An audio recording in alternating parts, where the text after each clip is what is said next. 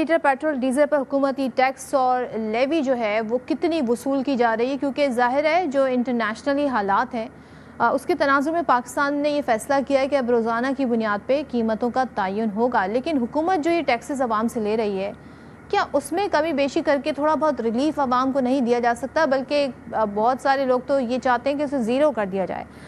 हुकूमत की जानिब से जो पेट्रोलियम मसनूआत की कीमतों का तयन है अब वो रोज़ाना की बुनियाद पर होगा। इसकी प्रेस कॉन्फ्रेंस भी आपने देख ली थी। अब पेट्रोल की कीमत में 5 रुपये 44 पैसे जबकि डीजल की कीमत में 31 रुपये 5 पैसे का इजाफा कर दिया गया था। डीजल की नई कीमत 354 रुपये 35 पैसे फ़ी लीटर जबकि पेट्रोल की नई कीमत 316 रुपये 15 पैसे फ़ी लीटर है। कल से पेट्रोलियम मसनूआत की मुकर्रर करदा कीमतों में यौमिया तब्दीली, यानी कल मंडे है, तब्दीली होगी।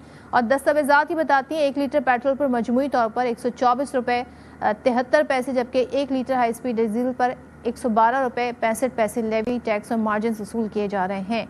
अब ये जो सारी लागत है इसमें आवाम को कहाँ पर रिलीफ मिल सकता है, ये मैं जानना चाहूँगी। माहिर माशियत डॉक्टर खाकान नजीब ने मुझे ज्वाइन किया है।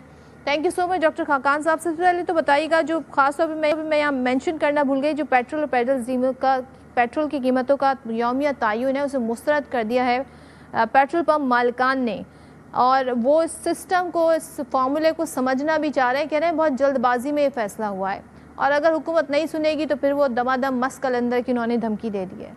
सबसे पहले तो मुझे बताइएगा ये फार्मूला है क्या और एहतजाज क्यों करना चाह रहे हैं, क्यों पेट्रोल पंप्स मालिकान को समझ नहीं आ रहा? So let's try and understand। देखिए, एक बात तो वाज़ेह है कि इस सेक्टर को डीरेगुलेट करने की ज़रूरत है। ये जो सारा इस वक्त भी ये हुकूमत का एनालिसिस है वो यही है कि इसको डीरेगुलेट किया जाए, विच इज़ ये एक आंसर है वेल रेगुलेटेड मार्केट बनाने की। इसका क्या मतलब है कि जो पेट्रोल की कीमतों का तयन है ये 7 दिन की जो एवरेज होगी ना, ये ऐसे नहीं होगा कि डेली की एवरेज पे, ये कर ही नहीं सकते एक दिन पे। 7 दिन की एवरेज पे ये डिटर्मिन करेंगे कि कीमत क्या निकलेगी। मसला यह है कि this is directionally right, but इसको करने के लिए जो वाज़ेह चीजें जरूरी हैं ताकि सब इस फॉर्मूले को समझ सकें और इम्प्लीमेंट कर सकें। मैं अगेन कहता हूं, it's a reform in the right direction.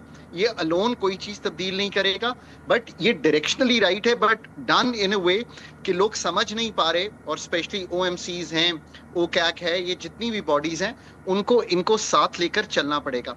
But इसको समझिए कि पाकिस्तान का जो पेट्रोलियम सेक्टर है वो एक ऐसी तंजीम नौ मांगता है कि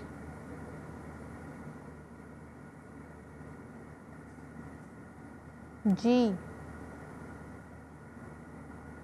खाकान साहब, आपकी आवाज़ मुझ तक वैसे नहीं आ रही है। आप कह रहे हैं कि पूरा स्ट्रक्चर फॉर्म मांगता है, लेकिन इसके लिए मुशावरत में स्टेक होल्डर से ज़रूरी थी। जी कंटिन्यू कीजिएगा। जी, तो दूसरा आपने जिस तरह जिक्र किया बिल्कुल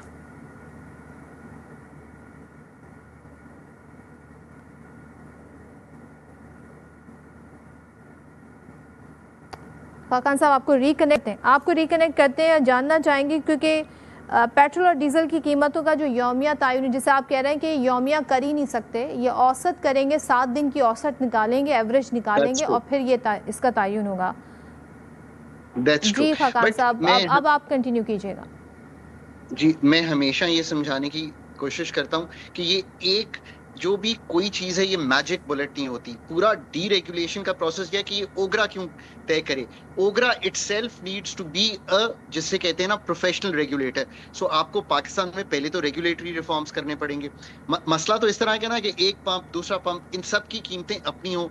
IEFM उसको तब्दील करना पड़ेगा, यानी कि फ्रेट मार्जिन को खुद मैनेज करना पड़ेगा। जब तक कि आप पूरे पेट्रोलियम सेक्टर को ठीक नहीं करेंगे तो ये मसला बनेगा नहीं। आप गो बैक 10 इयर्स, पाकिस्तान में शायद 4000 MMCFD गैस जो है हम पाकिस्तान के लोकल रिसोर्सेज से बनाते थे। आज वो 2-2,500 MMCFD रह गई है। व्हाट डज दैट मीन कि हमने ऑयल एंड गैस एक्सप्लोरेशन उस तरह नहीं की जो हमें करनी चाहिए थी। Now think about your refining capacity. एक पार्को है जो पाकिस्तान में लाइट्स के conversion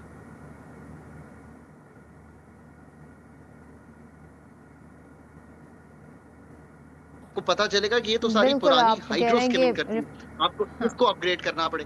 what I am trying to explain is कि ये जो पूरा सेक्टर है ये एक रीस्ट्रक्चरिंग मांगता है। एसएनजीपीएल एसएसजीसी को अनबंडल करना, मार्केट एक्सेस देना। अगर आप ये सारे काम हम नहीं जिस करेंगे, वक्त में इस वक्त बात कर रहे हैं ना खाकान साहब, ये तो जंगी हालात है दुनिया में। वहाँ पे एक बयान आ जाए और ऑयल प्राइस अप हो जाते हैं, एक बयान फेवर में आ जाए जी सीज फायर के, तो फिर हम देखते हैं प्राइस डाउन होना शुरू हो जाते हैं। ये फैसले से अवाम को क्या फ़ायदा हो रहा है?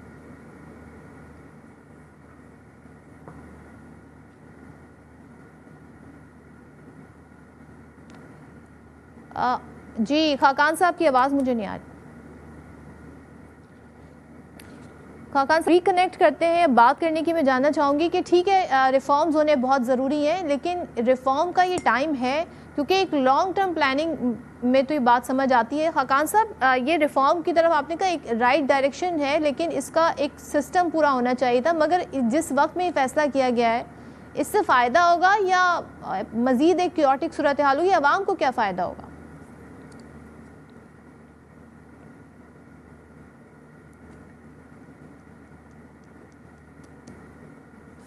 मैं कोशिश करूंगी कि फ़ोन पे कनेक्ट कर लें खाकान साहब को, ताकि उनसे हम उनका व्यू जान सकें इस सारी सूरत हाल पर। क्योंकि अगर ये इस वक्त सही से मामला हल हो जाए तो बहुत कुछ बेहतर भी हो सकता है। जी खाकान साहब, मैं सवाल रिपीट करूं, अगर आपने मुझे सुना हो। अब अवाम को फ़ायदा क्या हो रहा है इस सारी सूरत हाल में? देखिए, अवाम को फायदा मैं समझ सकता हूं कि इन दी एंड हम सारी डिस्कशन ले जाते हैं प्राइसिंग पे।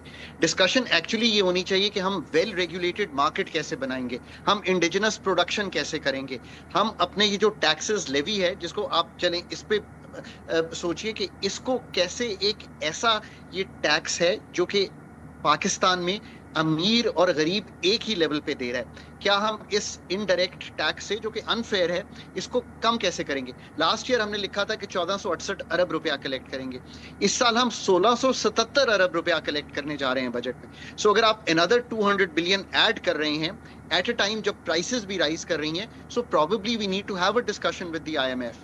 पाकिस्तान की कार्बन लेवी 2.5 रुपए थी, उसको भी 5 रुपए कर दिया गया। इसी तरह कुछ इंपोर्ट टैक्सेस हैं। So you have to think कि ये जो indirect taxation है, can we get out of it?